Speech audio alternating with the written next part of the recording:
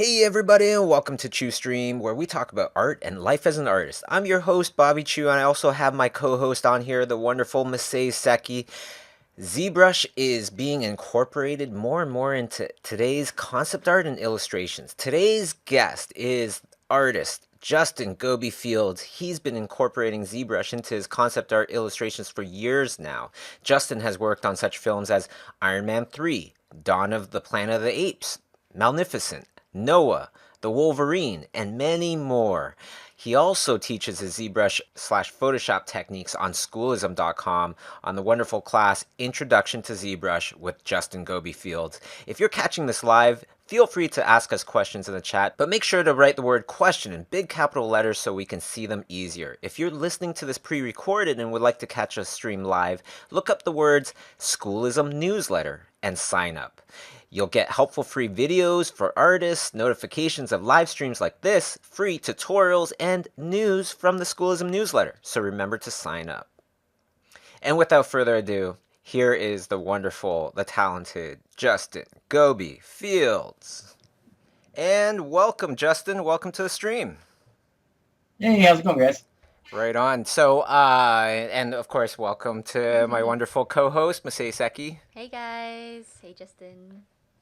Hey, what's going on? Excellent, excellent. And so I want to start off the stream with the first question. You know, when I first started off in concept art before ZBrush, you know, it was literally traditional mediums, pencils, maybe some paint.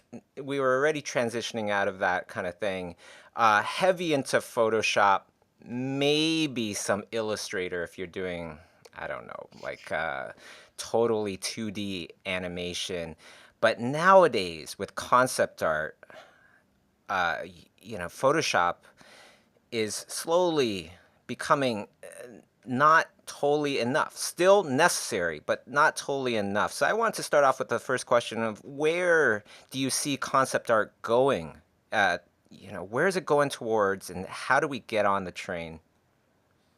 Well, I think that, when I was first introduced to concept art, it was totally, it was either traditional or digital. I mean, or a hybrid of the two. You know, you could start your sketch really quickly and then finish it off and do nice cleanup work in Photoshop and everything like that. But the more and more that I got into it, and the more and more I picked up when I was learning at school, some of the lectures was that, not only were you okay to use photos for textures and to paint on, Hey, Justin, start.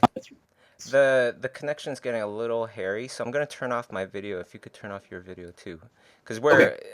people can't see us, but we can see each other. We're just hanging out, and yeah. Okay, please go on. Yeah.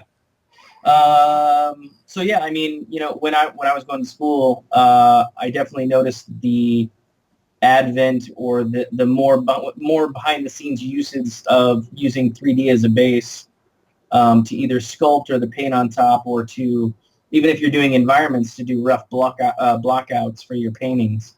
And it's not even unheard of in the video game world, where a level designer will give you a rough blockout of how they want the game to play, and then your job is literally to decorate that area, is to design that to look aesthetically pleasing. And the whole entire benefits of kind of starting your concept art with 3D elements. You explained a little bit of that to me before, you know, being able to show different angles of your concept, being able to perhaps even print out your concept. Can you kind of speak about that a little bit? Yeah, absolutely. So the one of the jobs that I went to early on in my freelance career, I walked in and I was with a bunch of traditional artists that were mostly pencil and paper, and some were digital. But I went into a job and they sat us all down and literally just gave us a pen, a pen or pencil and a sheet of paper, and they're like, "Yeah, just try to do as much as you can today, and we'll take a look at this." And I was like, "Well, I actually do mostly digital." And the reason why is that when I was doing graphic design, I was purely digital. And I realized the uses of, being able to use certain files over and over, or, being able to save files that say maybe a design that didn't work for another project, but you could make it work for something else by painting on top of it and changing it. The the uses became endless, and it was all about building up an asset library in order for you to be fast and create as whatever you wanted out of it. Um, it was really, really interesting to see how that panned out. And I remember when I walked into that job, they were very anti-digital, and they had never really seen ZBrush before. And when I went in there, I kind of felt like I wasn't going to be asked back the next day because they were very standoffish. They didn't understand, right? Wow. So at the end of the day, everybody turned in like two sketches or two drawings, and I turned in 30 images. Wow.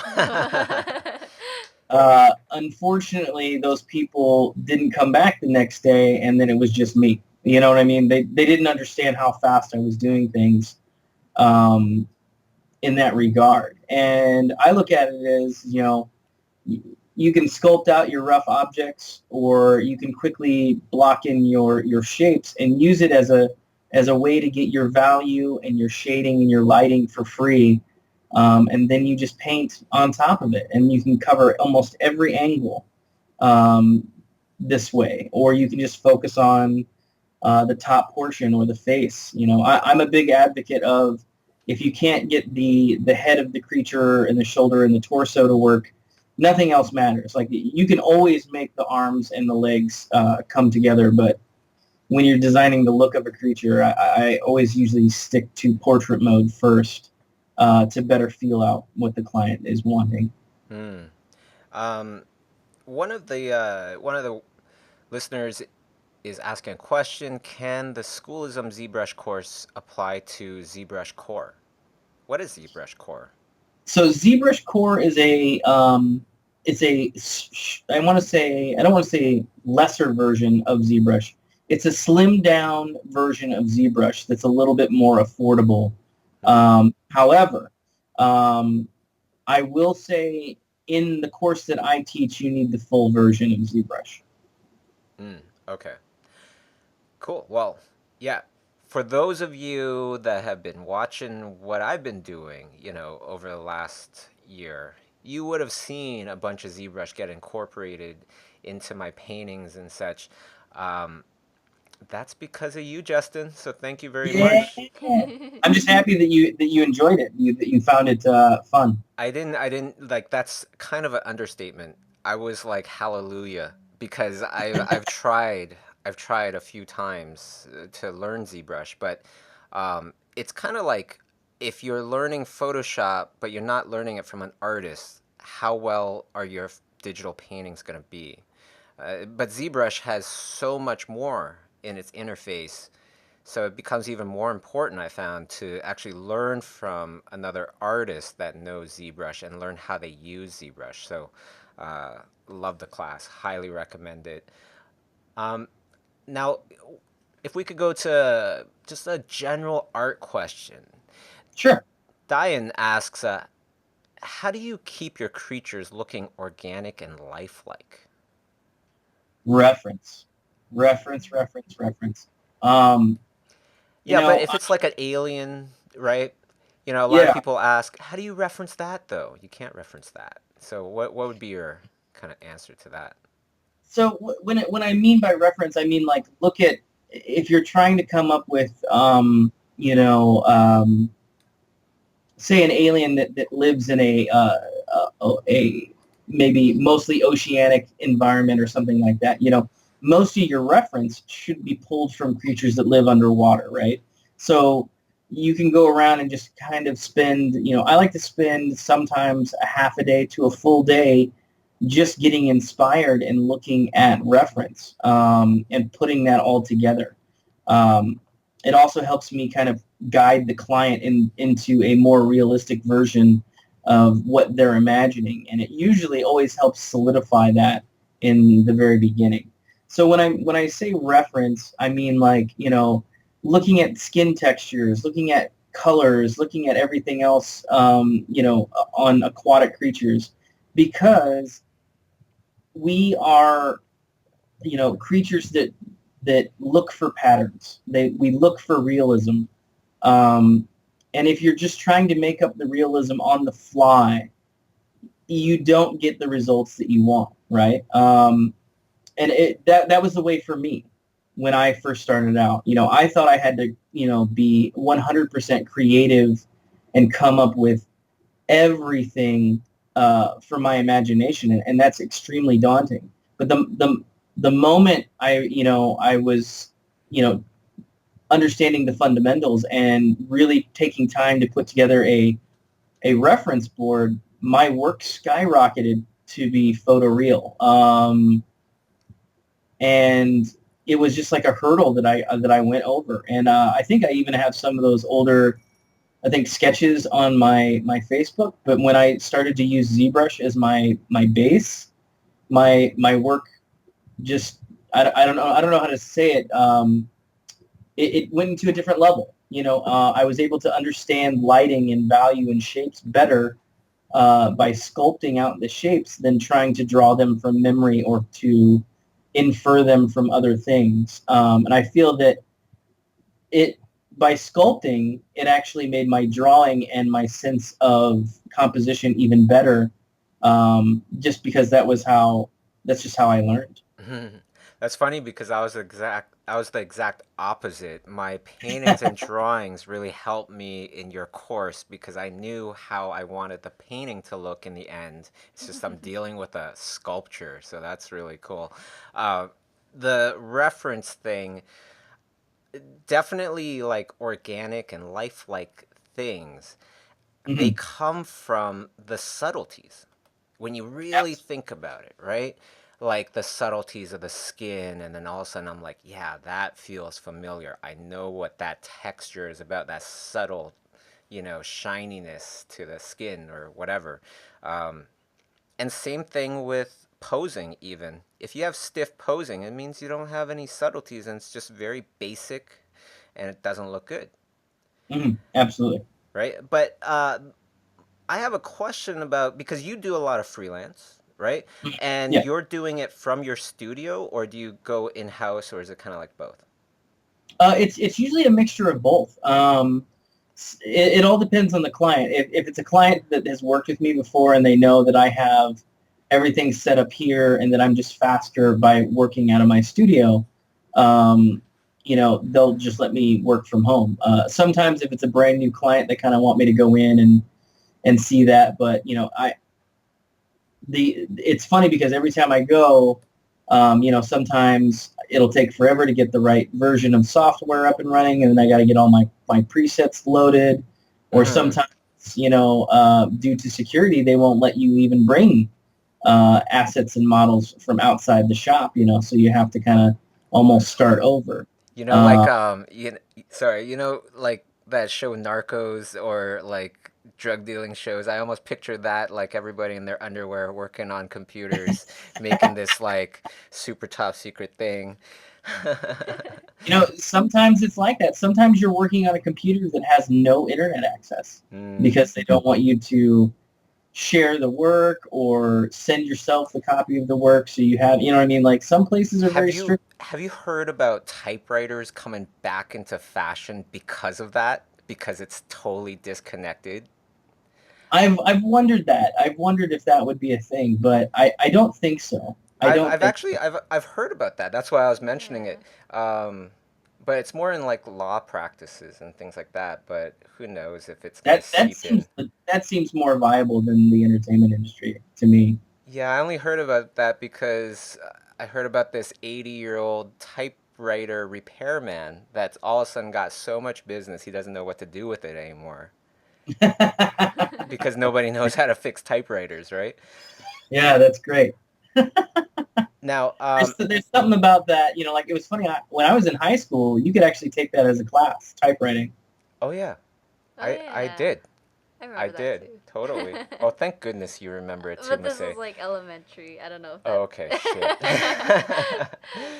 Yeah, back in the day, it was like, are you a computer guy or are you not a computer guy? Meaning, do I use computers at all or do I Yeah. not? And I was actually not. And you and I, Justin, we're pretty much the same age. I don't know how you probably were a techie from the start, I'm guessing. I was a gamer. I was all about um, computer gaming and PlayStation gaming. I was definitely a you know uh, purveyor of pirated goods back in my youth. I don't do that anymore. But yeah. I mean, I I think it was more in my 20s that took hold of me. I Mm. don't think in high school it was just more about like hanging out with friends and playing video games and playing Tekken or Street Fighter or Parappa the Rapper or whatever. Art was It actually was what more about brought me that. into it. But Yeah. something that I love about your story is that you started later in life to get into concept art business.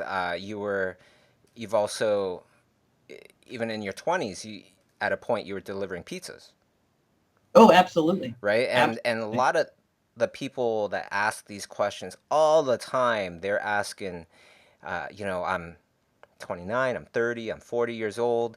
Is it too late for me? So maybe we can maybe you can share your pizza delivering story to, pizza delivering to movies story. Yeah, absolutely. I mean, but just to touch on the subject real quickly, like I gotta say, it's never been an easier time to get into doing anything artistic in the video or the game or the film world, as far as art quality and education goes. You have things like schoolism. You have tutorials online that you can learn. There's Gumroads. Everybody's sharing their techniques and really pushing the community forward. And most other places, most other industries don't really have that. There's no forum for like a lawyer to be like, hey, lawyer buddies, I'm trying to get better. Do you have a tutorial on how to file a law? You know what I mean, like a lawsuit or something? Like it doesn't work that way. And I think that is both a blessing and a curse to the industry. But we could talk about that forever. But yeah, I started out.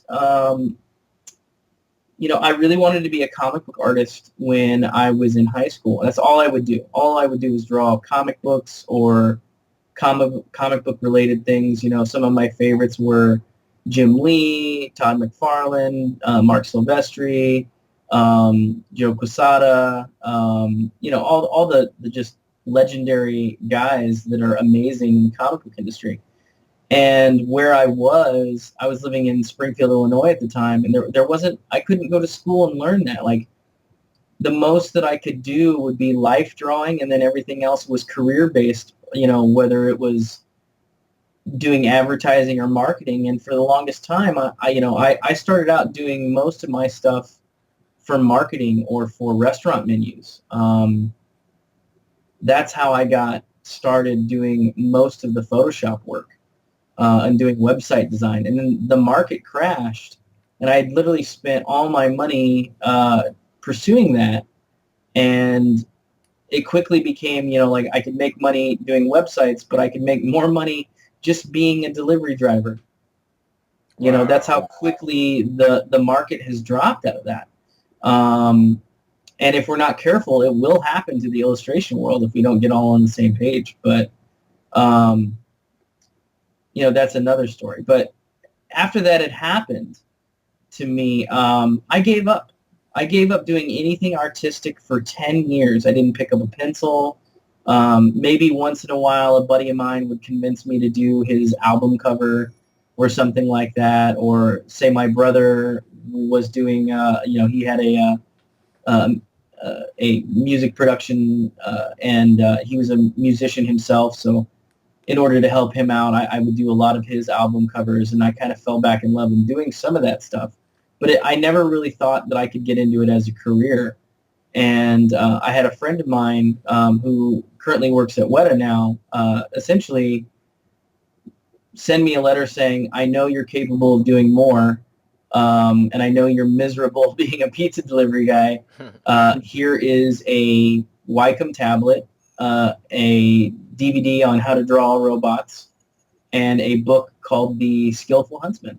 And when I learned that you could literally have a job drawing robots all day, I lost it. I didn't want to do anything but that, and that's when I applied to go to Noman, and then I was there for about a year. I couldn't afford to go or to continue, but lucky enough, Jared Moran's a teacher there. He got me my first internship, and I think I owe most of my concept art career to that guy. That's fantastic. And so I guess you were working as an intern at first? Yeah, I was working at an intern at a design shop for a while, and then I went freelance when he went freelance, and he was very helpful and taught me a little bit about the life, the freelance life, and I think that I'm still constantly learning. Ironclad Studios is actually, the reason I started Ironclad Studios was because I wanted to work with more artists on a regular basis and not just be a freelance artist. Mm-hmm. And since then, it's been really, really great, and things have moved into the realm of the fact that Ironclad is now going to be making our own, mobile games, and I get to, that frees me up to follow my passion, and that's working in film and developing my own projects now, and hopefully directing one soon, and doing more and more freelance work in the film world. Right on. Super exciting. That's fantastic. Look forward to seeing, what you kind of come up with in the future. Yeah. Yeah, I'm pretty excited. I'm pretty excited. I, It's no sort of light, I can tell you that, but yeah. No, I kind of figured that one. Emma asks, I want to learn how to draw environments. Which schoolism course should I start with? Sorry, this isn't uh, related to ZBrush. That's okay, Emma. It's all about just art and just life as an artist. So, I would definitely recommend Nathan Fowlkes' course, Designing Environments with Nathan Fowlkes. Why? Because Nathan is actually one of maybe like a handful of artists that don't just work in movies, but actually have taught at DreamWorks and Disney, taught the artists there. So, in terms of, and many more, many other big studios, in terms of teachers of, you know, making environments and stuff like that, he's one of the best. So that's what I would recommend. Um, Noah asks a really good question here. It seems there's so much to learn in order to get where one wants to be artistically, which sometimes can be overwhelming. Any suggestions how to prioritize? Any suggestions on that, Justin? I would say, you know, every I think every artist goes through that. I'm going through it right now. Like I want to learn Fusion 360. I want to learn Modo. I want to learn how to develop my own keyframes better than how I have been. And I want to do. I want to work on my painting skills. A lot of my stuff has come from my background in photo retouching and manipulation and matte painting courses. Um, you know, when I was first starting out, it was like, watch these matte painting courses. Now, you don't have to be as clean for a conceptual piece, and it doesn't have to be so perfect, but you can totally use photos to get where you're going. And that was a majority of my beginning. Oops, sorry, that's siren. I Oh, Hollywood. But anyways, yeah, I mean, I think that you have to follow your gut when it comes to these paintings. And if there is a program or a technique that you want to learn, the best advice that I can give you is that, like, there's endless things you can learn, but if you're making it a point to either make it a part of, say, either client work, which I totally do this, and I probably shouldn't say this online, but there are times where I'll take a job and I'll be like, ooh, this job is perfect for me to watch this tutorial and do the tutorial only for the client. Like, make it work for the client's project, right? And then that way I get to, hone that creative edge. I get to learn something new, which is always fun and exciting because you get to, go back and add that to your skill set and your, little Swiss Army knife of skills. But that's how I kind of try and do things these days. And there's just so much to learn, By any means, I wouldn't say that I am a ZBrush master because I don't use everything that ZBrush has to offer. I use it for an illustration tool. And Yeah, it just that's a very important point. I wanted to kind of kind of make sure everybody understands that your course on Schoolism is great for concept artists and illustrators because you teach ZBrush techniques with Photoshop techniques to create concept art, which is fantastic. Um, it's interesting hearing what you're saying about the different things that, how to prioritize different things and going with your gut and things like that. I totally understand, because for me, before I would always tell people, you got to start off with structure. You got to Yep. start off with structure because if you know really good lighting and you know really good color and all this stuff, but your structure stinks, well, the whole entire thing will fall apart.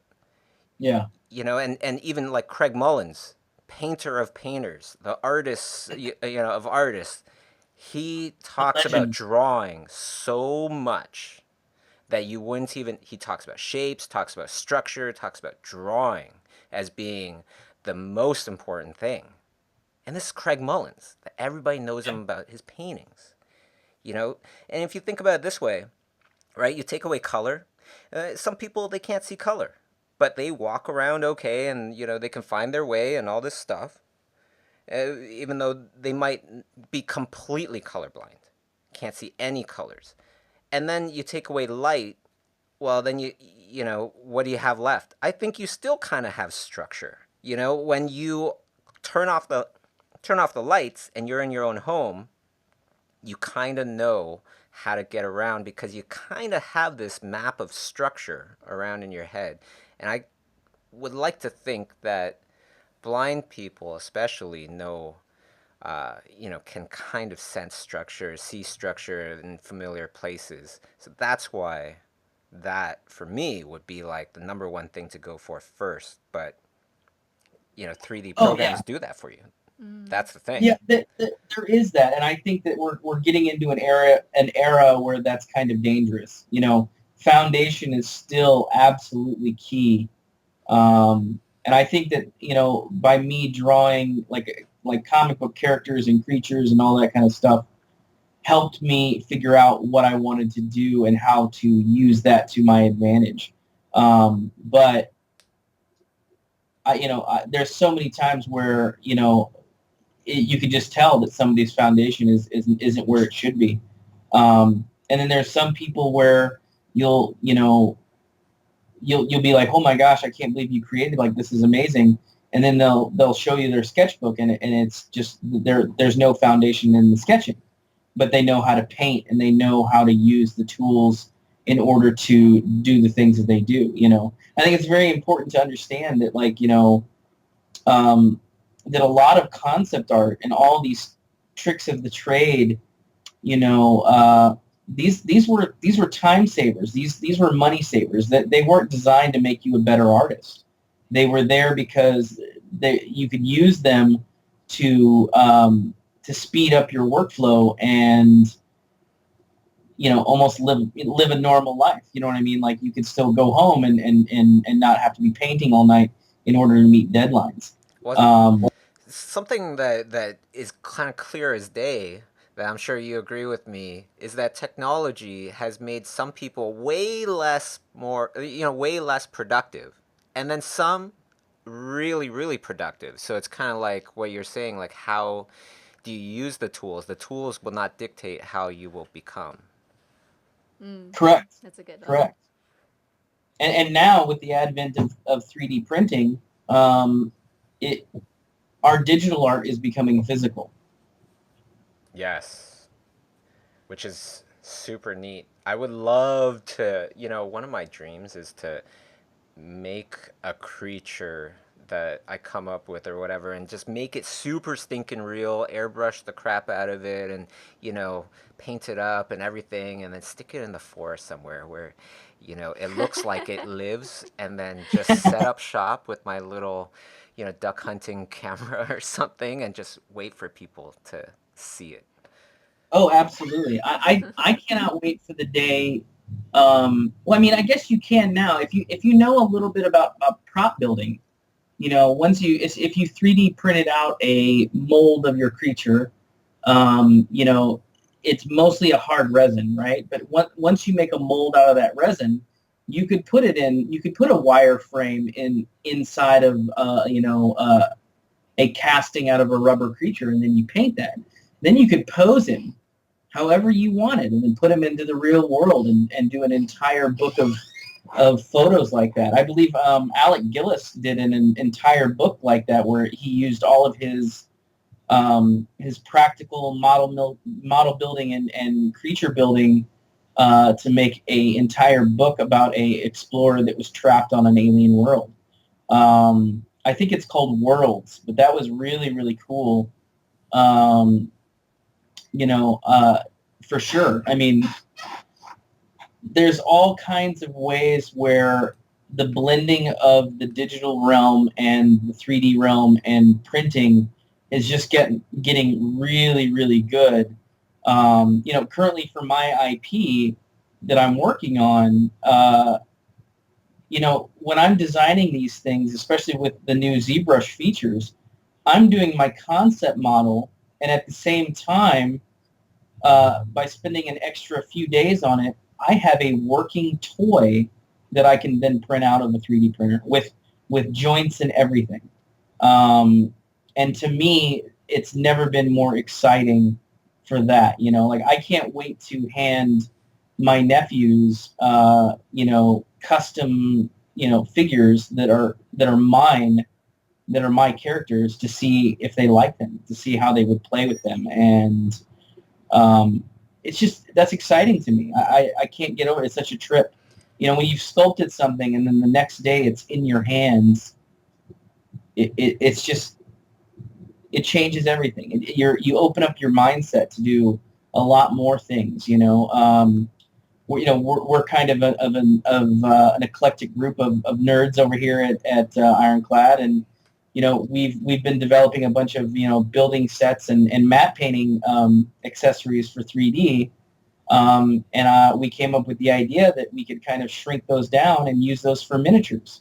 So we're actually thinking about making miniatures for D&D games or for other things, and it's all based off of concept stuff that we've sketched out or created in ZBrush and all that other thing. So it's a weird industrial revolution, and I want to say maybe digital revolution, that no one's really talking about. I mean, yes, everybody knows that 3D printing is amazing, but Well, that's the best time to get in, it's the best when time to get nobody's in. really talking about it. Just a couple people talking on a stream, you know, and that's it. Yeah, get in now. Totally. I'm doing the exact same thing, except I'm not printing them out myself. It's more like this licensing thing that Masay and I are gonna perhaps try, right? Yeah. We're talking to Mhm. we're working out the details of the contracts and stuff like that, but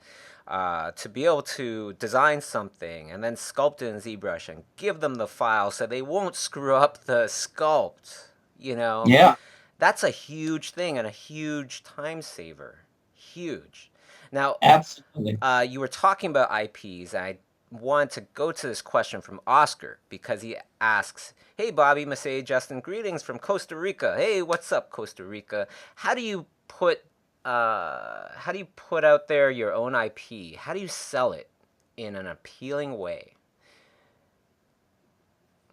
You know, I got to defer to most of the knowledge that I have on this comes from working with Dan Levisi in his book Last Man Standing.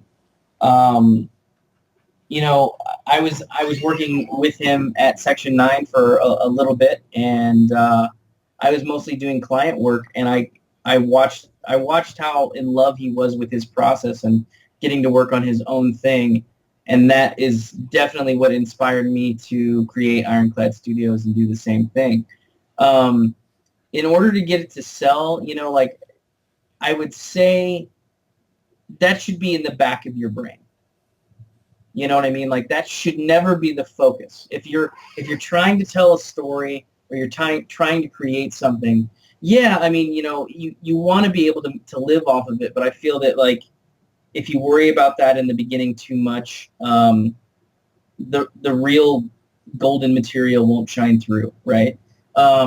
So first of all, like from doing all the research and what I've found out is, you can have an idea, you can have an image, and you can have all this stuff ready to go, but until you publish it, take the time to put it into a book, try and get the book published or do a Kickstarter for it.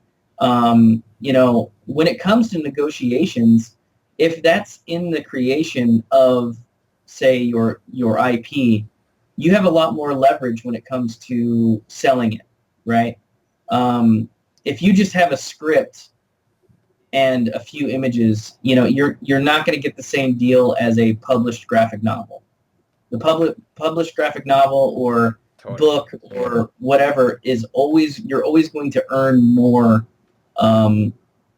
in that regard. Now, I'm still learning things. I think that get out there and talk to other artists that have actually had their IP picked up. You know what I mean? And I'm sure Bobby has a lot he can add to this, with his animation getting on Amazon, like that. There's Comes out in 8 days. Say what? Comes out in 8 days. Season 1, yeah. Nico and the Sword of Light. I'm going to binge all of it. But, I mean, there's certain things, like I just found out that there is literally a, intellectual property convention where people that have money that want to invest in your product, the licensing show, go. And I'm like, I didn't know that this was an actual thing. Like, like you're talking about the licensing show in Vegas. Yeah. That's cool. I've never heard of it. You know what I mean? Yeah, it was fun. I went with Coro. I went with Coro and Melissa, I believe, a long time ago to the licensing show.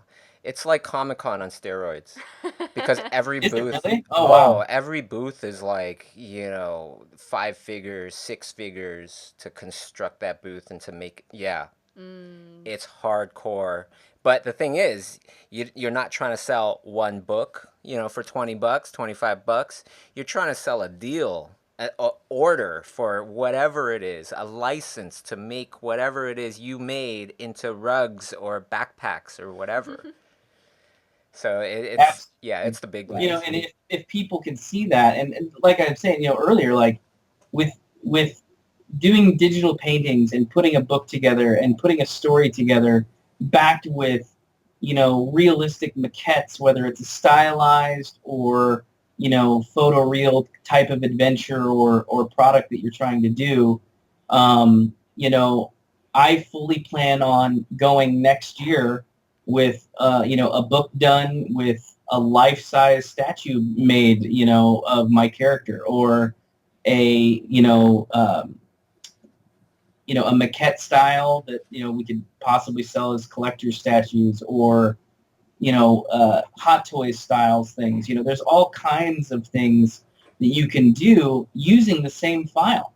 because it's all digital. Like you have your base high poly model that you've created and sculpted out in ZBrush, and you create from there, and you can 3D print all of these things out. Whenever I'm designing weapons for my sci-fi adventure IP that I'm working on, I'm building it at scale. I'm building the ZBrush model at scale so that if we do decide to either film this or whatever, I have the props that I can print out, and then from the props I can make collectors, replicas, and people can buy them, or I could make those into Kickstarter rewards where, if you wanted to own a piece of the film, like you can use a screen used prop, and I can create those for, top tier bidders or anything like that. Like the ideas are literally limitless in what you could do. If you back this with, your digital and your artistic knowledge with, say, mold making and prop making from like maybe the Stan Winston school, like that's, this is the era in which new filmmakers are going to reign supreme. The cosplayers are coming up with, costumes and, designs that are film quality. Yeah, it's pretty awesome. Um, there was, there's many different ways to pitch IPs as well. A lot of the listeners know that mine started off as an app, an animated comic book with a few friends of mine. Um, and that's how we kind of got the attention of everybody. And that was really great, actually, because we still own the app. If you just have a bunch of paintings and a little story synopsis, if anybody buys your pitch, they'll most likely go after everything, so that they have a piece of everything, and you actually will probably most likely lose control of whatever it is they bought. But if you start off with something like a comic book, then all of a sudden you can absolutely say, hey, the comic book I made myself, I'm keeping the comic book rights. I want that carved out of the contract. The other thing is that the licensing show in Vegas has classes that you can attend that will teach you about licensing, about your IPs, about what you should look out for, what you shouldn't look out for. There's law classes as well, which I know can be a little boring, but it's a lot more digestible when it's live and you can ask the people questions. So if anybody is interested in that, definitely look out for that, and check out the show. Now, let's go to another question here. You want to pick a question, Miss A? Yeah, I think there's a good question from Noah. She asks, "What's the biggest change in changing from freelance to opening your own studio?" Oh, that's a good one. Oh, the Yeah, I think biggest you guys change. can answer this. You go for it, Oof, Justin. man. Um, I thought it was a lot easier, and it was definitely not. I thought it was a lot easier too. Yeah, absolutely. There's just so much more on the legal side that you need to be aware of, and you know, there's just the cost for everything usually goes up. You know what I mean? If people know that you're a company, then they're gonna. And if you're trying to get a fee for something, or if you're trying to purchase, like whether, or you're trying to get an accountant on board, it's like, well, yeah, their rates are different if you're just an individual or if you're a studio. You know what I mean? Like, and it's been an uphill battle. And I'm actually really, excited for what the future holds for Ironclad, because what we learned is that, as a company, it was really hard to get the rates in which business is telling us that we need to be charging in order to be a successful business, right? But we actually priced ourselves out of a lot of jobs doing it that way. The industry is changing, and I don't think that purely design studios will survive unless they don't adapt or add more streams of revenue to their their studio.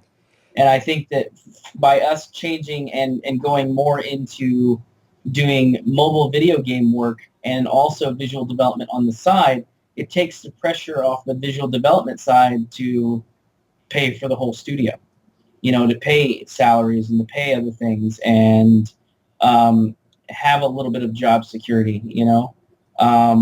That was the lesson that I learned. It was incredibly hard. We wanted to put people on salary, and we put people on salary way too early. We didn't have enough clients to, I want to say, to sustain that, and that's a hard lesson to learn, especially when it's thousands upon thousands of dollars that you're just wasting.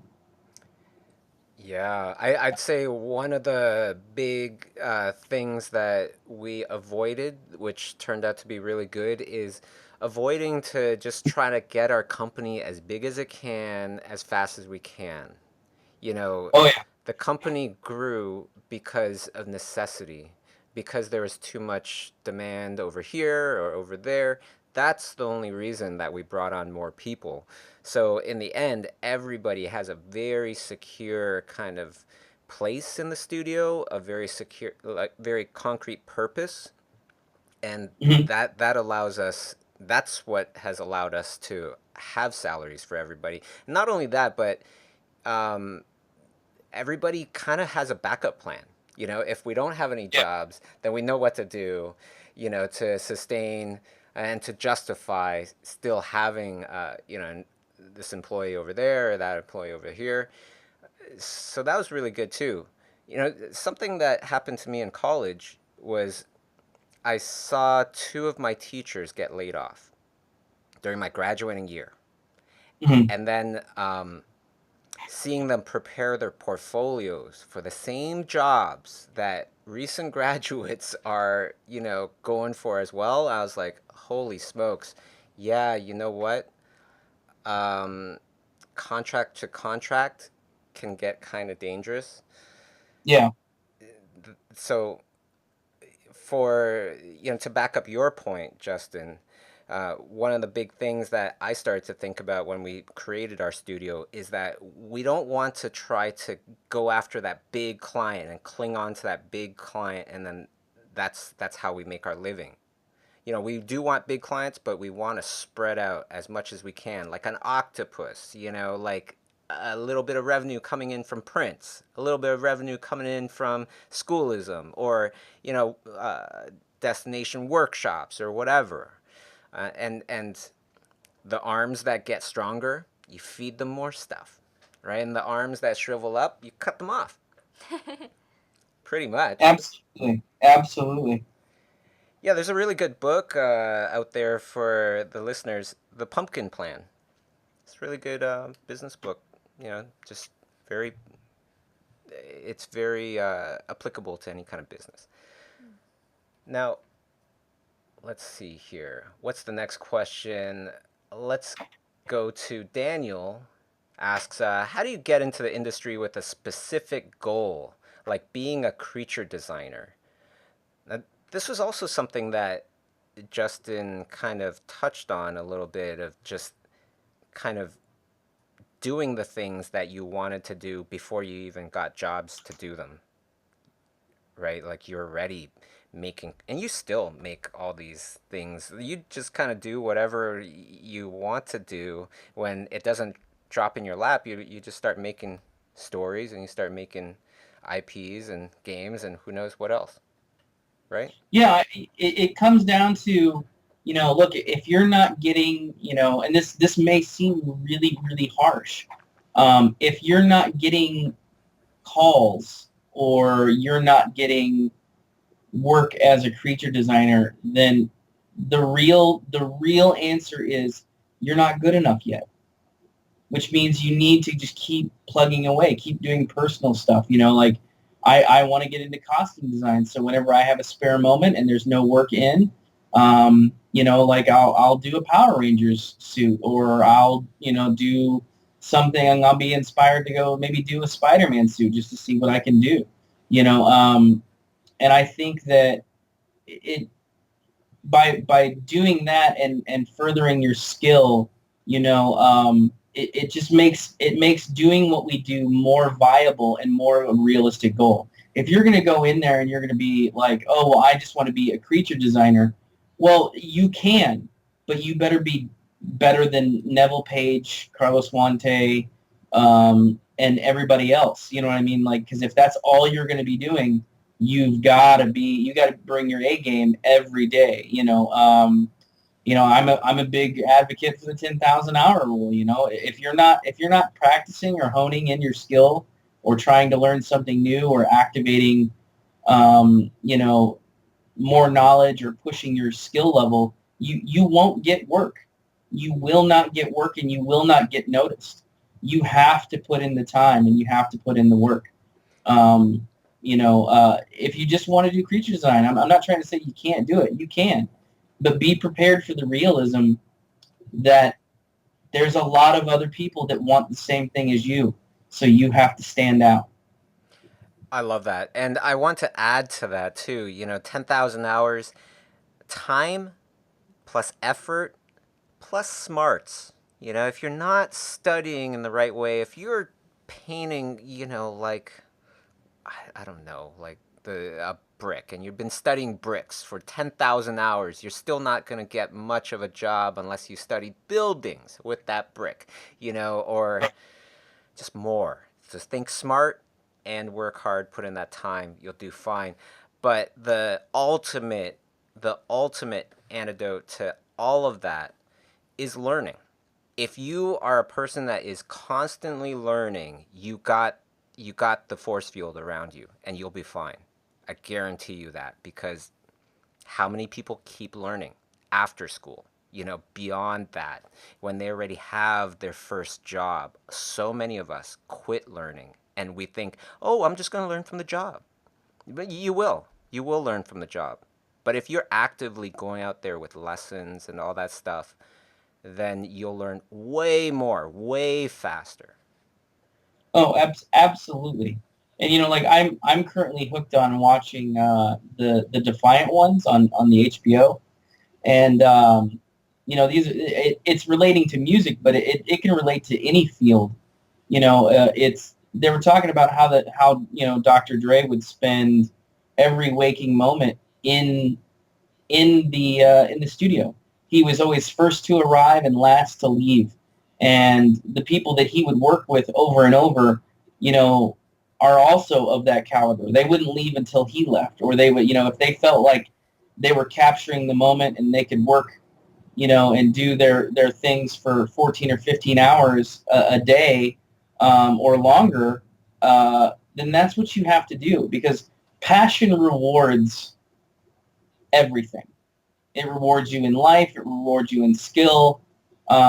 It's one of those things that I learned.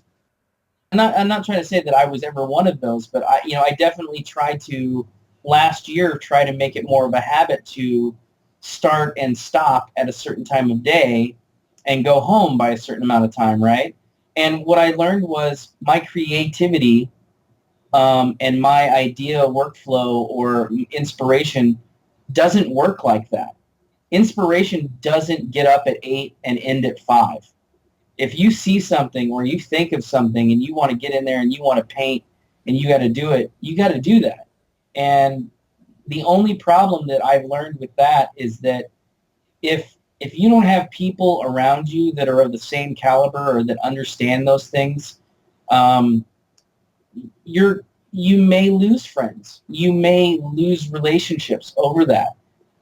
You need to surround yourself with people that understand your goals, and that you don't have a clock out, clock in moment, especially for artists. It's an extremely competitive field. And I think there was a recent post by somebody on Facebook that was just like, come on, guys, like, it's not a competition. We're all artists here. And I'm like, well, all artists are, in the same boat in that regard, and we can all learn from each other.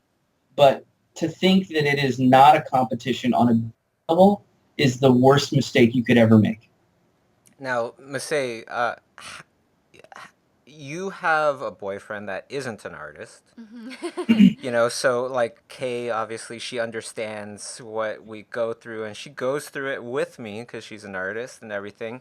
Um, how can you speak about that? Like having the people around you understand the life of an artist, especially in the beginning when you're really trying to ramp up.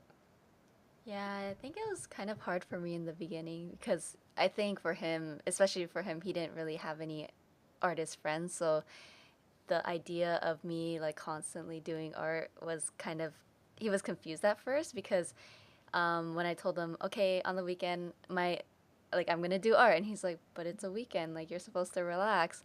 But I think from the beginning, I had to like establish like this is what I'm passionate about, and this is what I see myself doing pretty much for the rest of my life. So, if you're not okay with that, then I'm not okay with you not being okay with that because you're gonna have to, understand that um, this is like pretty much my life, and I have a big goal that I want to achieve one day.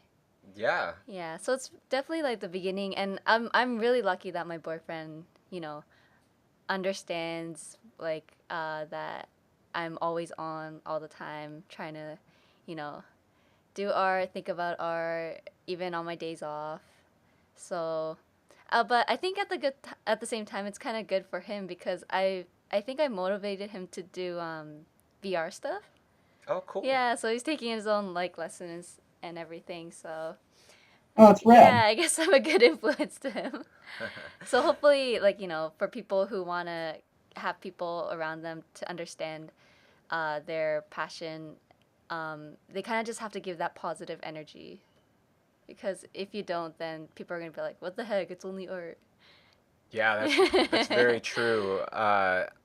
I think the communication with you two is quite good, and that's another reason. Like you really stated your goals to him. Yeah. Um, yeah, that's wonderful. I forget what the heck I was gonna say, but um, part of like for me, I found once I was like really concentrating on art and wasn't like just messing around going clubbing every weekend or whatever. Uh, yeah, I lost some friends, but it's just because that's what they want to do, and I think that's not such a bad thing, if Well, I you. mean, to you, it's not work. Oh yeah, for sure. You It's know, you it's love what life. you do. To It's other my people, right they're like, arm, bro. You yeah, they're don't like, like art, you don't like my art, like you don't like me. You know what I mean? And for me, I explain to people, I come in usually 7 o'clock, leave at 9 p.m. It's tough, but I love it because I'm picking the things that I want to do, the things that I want to draw, and I don't want to live no average life. Do you guys want to live an average life, listeners? You can't do the average thing to yeah, live a above average life. You just can't. It doesn't even make sense when you say it. So you got to go beyond. And to stick out, out of the crowd, get those jobs and everything. You want to be also that top 5% in it might not be your art right now, but make it your habits. Make sure that your habits are so awesome that you are in the top 5 percentile because that's something that you can do. absolutely. I agree. Now, Justin, your class, I want to talk about your class a little bit because what people will be learning from your class. First of all, the class has just joined the Schoolism subscriptions because, Schoolism subscriptions, Yeah. for those of you that don't know, that is the most affordable, the best way to learn, especially as like high level professionals or full time parents, that kind of thing, where you might not have as much time.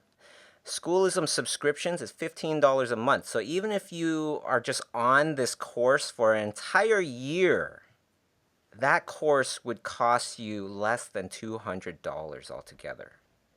Now that's pretty darn good. So it comes with assignments and all that stuff, and by the end of it, you will be able to sculpt. You will be able to do things beyond what you think, because I've experienced it, I know, and I literally surprised myself by just going through the motions. And the people that take Justin's class, I want to give you some advice. The homework is really great because Justin does the homework as well with you with no sound. I want to tell you that, Justin, that part was really awesome because you just start off by trying to sculpt the exact same thing as Justin. And then you start to absorb a little bit of that Goby Fields in you, and then you can start making your own stuff. It just makes it so much easier. So that's a good tip for everybody. Now, these things go by super quick. I want to go to one last question. Um, and which question should we go to here? Let's go to Emma asks, the thought of using ZBrush and photo bashing makes me feel guilty as an artist because it's such a convenient shortcut rather than drawing out everything by hand. What are your opinions on this? She does have a point. She does have a point, Yeah. right? Maybe you can expand on that, Justin. Depending upon your field and what you want to do, it is a cheat. It is absolutely a cheat. But if you want to head down that road, my opinion is, okay, never touch digital again. But you know what I mean? It's splitting hairs. Because I remember when I was first getting into it, it was like, oh, if you use photos, you're a hack and you can't do, you're a terrible artist or whatever. And now it's pretty much accepted in production. Now, there's a difference between fine art and production art. Okay? I mean, the reason these tools exist and these workflows exist are so that you can spend more time on the creative part and less on the rendering or less on the actual execution of the artwork. Concept art is not about rendering. It is not about illustration. It is about getting your idea on paper so that you do not have to explain it. Whenever I teach or anything like that, my biggest thing is that if you have to tell me what your design is, you failed. I should see what you're going after in your project. You know what I mean? There may be little questions here and there, but for the most part, that is the industry of concept art has come out of the ability to speed up workflows and to do production art. By no means am I saying it's not artistic and it doesn't take creative. It definitely takes all of those things. But all of these tools are existing for this reason, in order for you to go home and have a family and be able to do things. Because otherwise, if you were to traditionally render everything, with an airbrush or whatever, I mean, the moment you mess up, you have to start over. I remember seeing some of the original drawings for the DeLorean for Back to the Future, and they're marker and pen and painted and gouache, and if you had to erase, you're kind of screwed. The digital realm is there so you don't have to worry about those things and you can just focus on the execution, in my opinion. I think that there's a lot of misconception on what actually concept art is for and what it is about.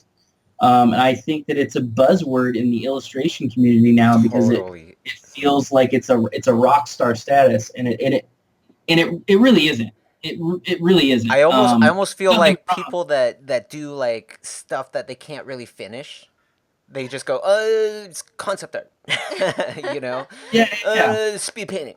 it's just like, oh man, come on, guys. Yeah, but I mean, but we're like, I'm not. If you say go to my website or any of my Instagram stuff, like I'm tagging everything as an illustration and as concept art. By no means am I saying I'm a fully trained painter or I've worked and studied in oils or anything like that. Now, if you have that knowledge, you're just going to be even better when it comes to the digital side or getting your ideas out there. But I think it's all about, what tools do you have readily available? If you're an oil painter, sooner or later you're going to run out of paint or your brush is going to break down. And digital, it's like, well, as long as you have power, you can create infinite amount of art. Well, not only that, but they're just tools, right? And Yeah, it's they're like just tools. you can't just buy the best tool and expect that that's all you need. You need to know how to use the tools, right? Like Right. the best samurai sword in the world is not going to make you an awesome samurai. It'll probably make you hack up yourself by accident or, other things by accident because you don't know how to control it. You don't know how to actually use it. Same thing with ZBrush, same thing with Photoshop, same thing with oil painting. Absolutely. I actually I got into arguments before with some of my instructors at my art school. They wanted me to do a final in charcoal, and I would say, why? No one's going to ask me to do a concept in charcoal in this day and age. Like, I'm sorry, I don't believe you. And now that I've been working in the industry, I know that I'm 110% right. Like, nobody asks you to do that. They ask you, what are you comfortable with? And then that's what you're going to use. You know what I mean? Like, line weights are line weights, whether it's on a paper or digital. Perspective is perspective, whether it's on a piece of paper or it's in Photoshop. Um, you know, Color theory is color theory. Value is value. I do not buy or subscribe to any notion that traditional is above digital at this point. It's purely a choice. You know what I mean? I'm not knocking anyone. I wish I could paint in oils like some of these amazing painters. I know like Kemp Remlarn does these amazing watercolors. I wish I could do those things. I just don't. One, I don't have the time, and I'm happy with what I'm getting digitally. I don't feel like it's a cheat anymore. I feel like this is my idea, and this is the best way for me to get it out to you to understand what I'm going after. I don't. I just don't buy that anymore. And I'm not knocking traditional versus digital. I just think that at this point in time, that argument is mute and pointless. Totally, totally. I think it only started because it was new. Like for me, I just like learning. I just like learning things I that do are too. related to art. That's it. Super simple.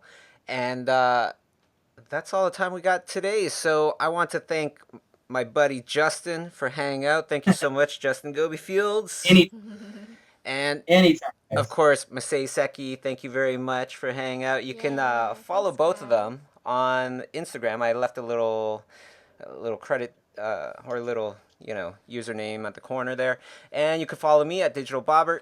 But otherwise, sign up for Justin's class. Open your minds and your opportunities and your potential. And it's only $15 a month, so just check it out and you thank me later. Okay, let's put it that way. One of the highlights of my whole entire year is taking your class, Justin. So thank you very much for that. Oh, I feel honored. That's amazing. Thank you. Right on. And so I'm going to Comic Con with Justin and Masei, and so there's no stream Ooh. next week. We will be at Comic Con, but I'm doing a panel on Sunday.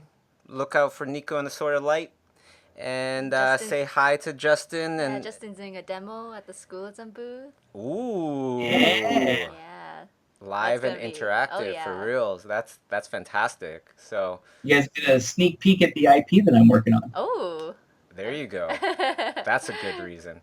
All right, guys. Well, take care. Have a great weekend, everybody. Hope to see a bunch of you at Comic Con. Otherwise, stay on the Schoolism newsletter to know the next time that we're going to be doing these streams.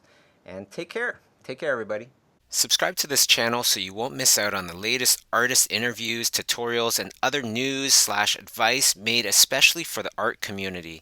If you find these videos helpful, pass them on to the other artists in your life. Thanks for watching.